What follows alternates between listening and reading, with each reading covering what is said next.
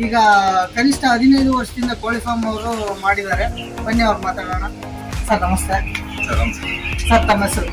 ಏನು ಬಸವರಾಜ್ ಅಂತ ಹೇಳಿ. ನಾನು ಪ್ರಾಪರ್ ಹರಪನಹಳ್ಳಿ.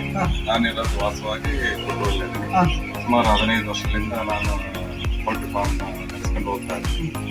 ಚೆನ್ನಾಗಿದೆ, ಒಳ್ಳೆ ನನ್ನಿಂದ ಒಂದು 2-3 ಲೇಬರ್ನು ನಾನು ದುಡಿದಿರ್ತಕ್ಕಂಥದ್ರಲ್ಲಿ ನಾನು ಒಂದು 2-3 ಲೇಬರ್ಗೆ ಅವರಿಗೂ ಊಟಕ್ಕೆ ಲೇಬರ್ ಆಗಿ ಸಹಾಯ ಆಗಿದೆ.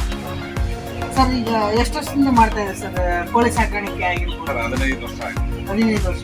ಸರ್ 15 ವರ್ಷದಿಂದ ಯಾವ ಥರ ಲಾಭ ಸಿಗುತ್ತೆ, ಯಾವ ಥರ ಮೇಲ್ ಬಂದಿದೆ ನೀವು?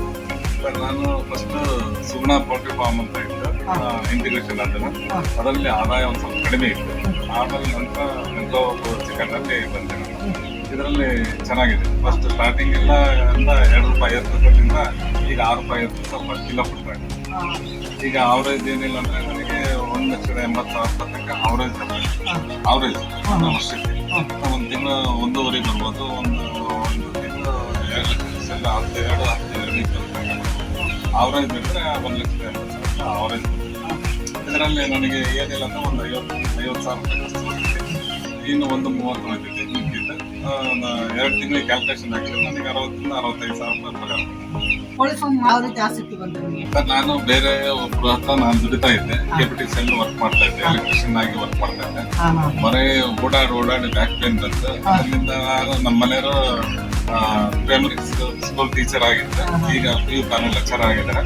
ಅವ್ರ ಸಹಾಯದಿಂದ ಸುಮಾರು ಬಂಡವಾಳ ಅವರು ಹೆಲ್ಪ್ ಆಗಿ ನಾನು ಸ್ವಂತ ಉದ್ಯೋಗ ಮಾಡ್ತಾ ಇದ್ದೆ. ಕಾಂಟ್ರಾಕ್ಟರ್ ಹತ್ರ ವರ್ಕ್ ಮಾಡ್ತಾ ಇದ್ದೆ.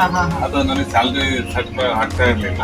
ಇದರಿಂದ ನನಗೆ ಏನೋ ಬೇರೆ ಎಲ್ಲ ಫಾರ್ಮರ್ ಮಾಡ್ತಾ ಇದ್ರು, ಕೋಳಿ ಫಾರ್ಮ್ ಮಾಡಿದ್ರೆ ಹಿಂಗೆ ಅಂತ ನಾನು ಮತ್ತೆ ಸ್ವಲ್ಪ ಸಾಲನ ತಗೊಂಡೆ.